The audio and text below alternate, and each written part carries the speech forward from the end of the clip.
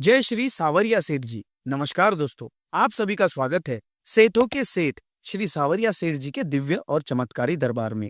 दोस्तों, हर दिन यहाँ श्रद्धालुओं की भीड़ बढ़ती जा रही है। लोग न सिर्फ अपनी मनोकामनाओं के लिए यहाँ आते हैं, बल्कि सावरिया सेठ जी को अपने जीवन और व्यापार का हिस्सा बना लेते हैं। कई भक्त अपनी आमदनी का एक हिस्सा यहाँ आकर श्रद्धा से दान करते हैं।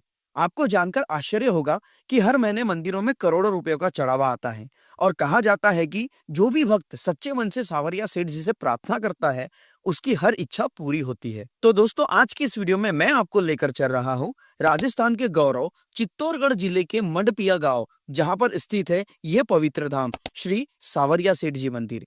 इस वीडियो में आपको मिलेगा पूरा ट्रैवल गाइड, जैसे कि यहाँ तक कैसे पहुंचे, कहाँ रुकना सबसे सुविधाजनक रहेगा, यहाँ पर होटल या धर्मशाला कैसी है, दर्शन और यात्रा का सही क्रम क्या है, भोजन और प्रसाद की क्या व्यवस्था है, और सबसे जरूरी बात, इस यात्रा का पूरा बजट प्लान कितना होगा। तो सावरिया सेठ जी की यात्रा की A to Z जानकारी के लिए इस वीडियो को एक बार पूरा जरूर देखिए। दोस्तों, क्या आप जानते हैं सावरिया सेठ जी का संबंध मीराबाई से भी माना जाता है।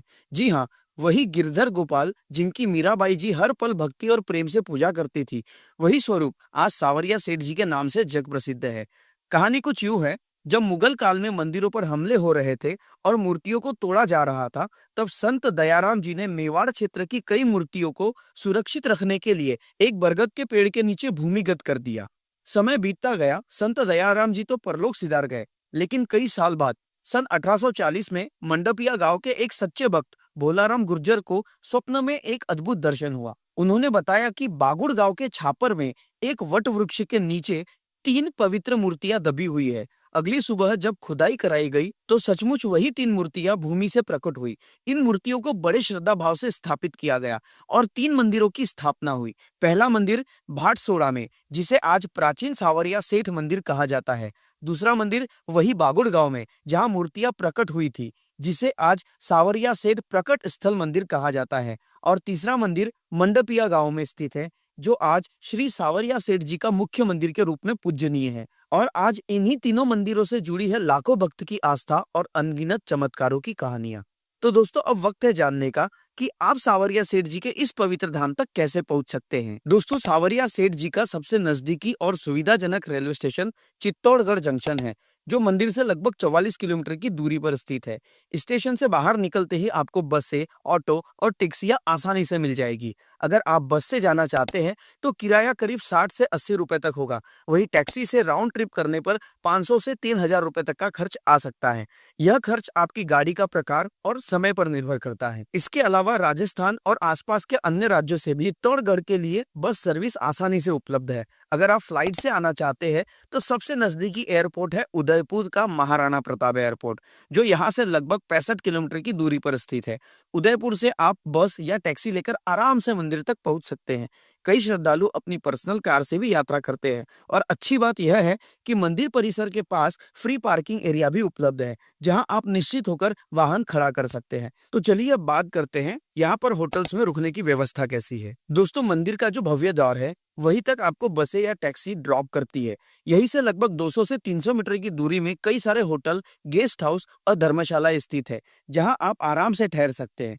अच्छी बात यह है कि मंदिर तक की दूरी वॉकिंग डिस्टेंस में ही है, इसलिए दर्शन के लिए आपको किसी भी वाहन की जरूरत नहीं पड़ती।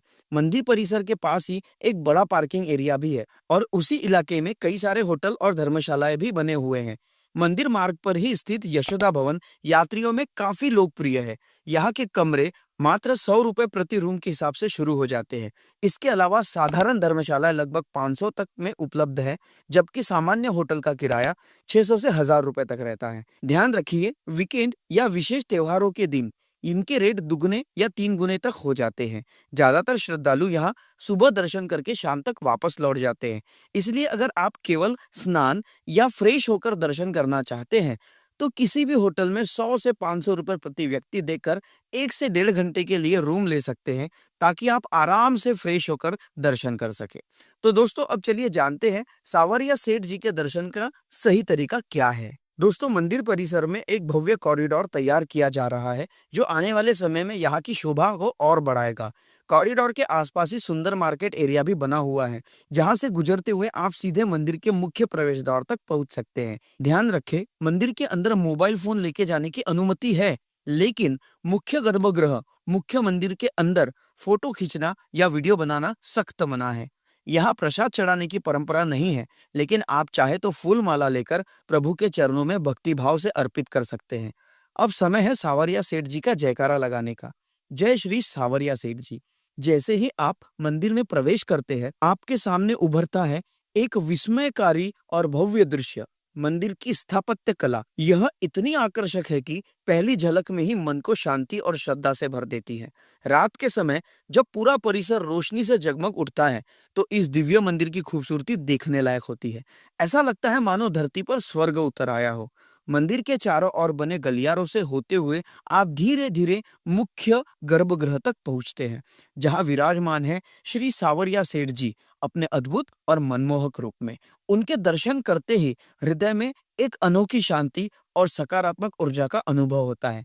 कहते हैं, जो भी भक्त सच्चे मन से सावरिया सेठ जी को अपने जीवन के व्यापार का पार्टनर बनाता है, उसके कार्य में हमेशा उन्नति और समृद्धि बनी रहती है।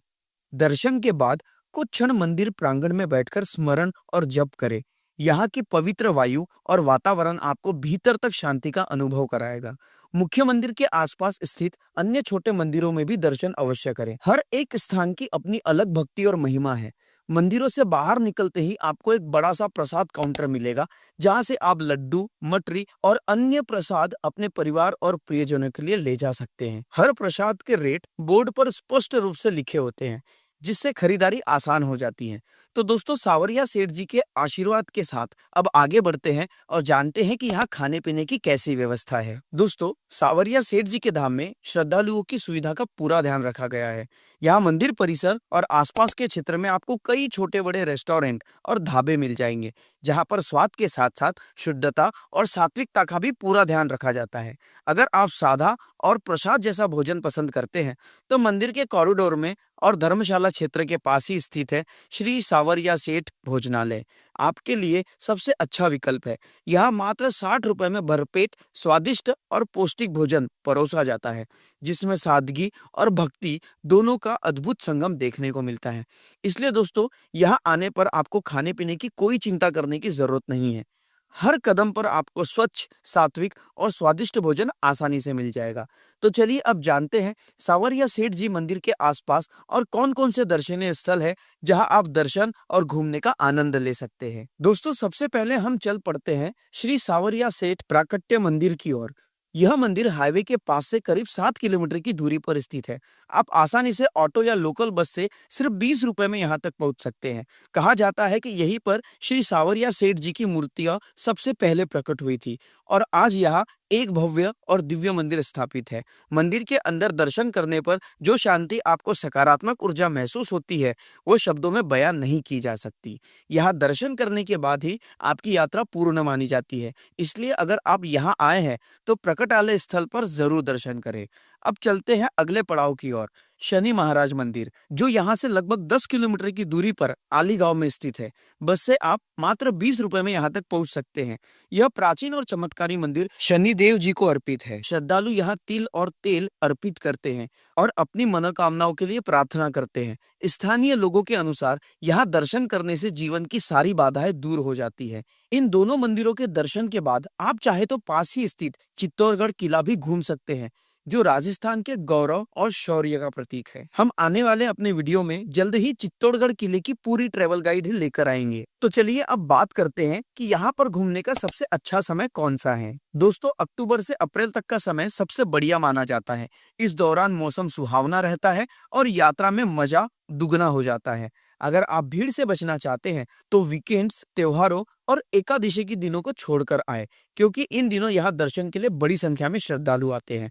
तो दोस्तों, अगर आप आध्यात्मिक शांति और ऐतिहासिक सौंदर्य का संगम देखना चाहते हैं, तो श्री सावरिया सेठ धाम और चित्तौड़गढ़ यात्रा आपके लिए एक परफेक्ट ट्रिप साबित होंगी। दोस्तों, ज्यादातर लोग यहाँ सुबह पहुँचते हैं, पूरे दिन दर्शन करते हैं और फिर शाम तक वापसी कर लेते हैं। लेकिन अगर आप चाहते हैं कि यात्रा थोड़ा आराम से और यादगार बने, तो मैं आपको सलाह दूंगा कि 2 दिन और 1 रात का प्लान जरूर बनाएं। क्योंकि अगर आप चित्तौड़गढ़ किला घूमना चाहते हैं तो एक दिन में सब कुछ कवर करना थोड़ा मुश्किल हो जाता है। 2 दिन का ट्रिप आपको हर जगह को शांति से देखने और अनुभव करने का मौका देगा। तो अब बात करते हैं इस यात्रा के बजट की। अगर आप एक ही दिन में जाकर वापस लौटना चाहते हैं तो 800 से 1000 रुपए प्लस ट्रेन टिकट में आपकी यात्रा पूरी आराम से हो जाएगी। लेकिन अगर आप 2 दिन और 1 रात का ट्रिप प्लान करते हैं तो करीब 2500 से 3000 प्लस ट्रेन टिकट तक का बजट पर्याप्त रहेगा। इसमें आपका रहना, खाना और लोकल घूमना सब शामिल है।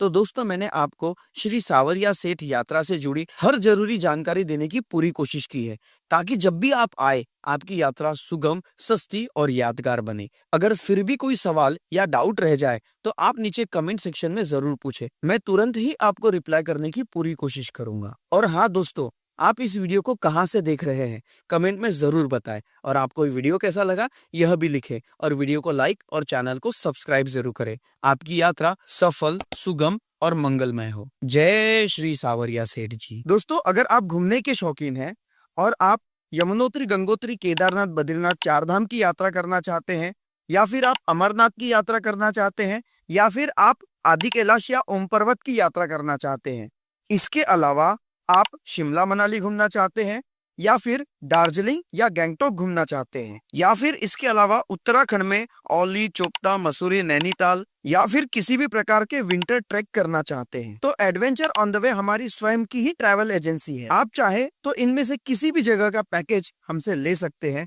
हमारे द्वारा कराई गई यात्रा एडवेंचर से भरपूर, सुखद, आरामदायक और यादगार होती है। इसके अलावा इन्हीं जगहों के हम ग्रुप टूर भी प्रोवाइड करते हैं।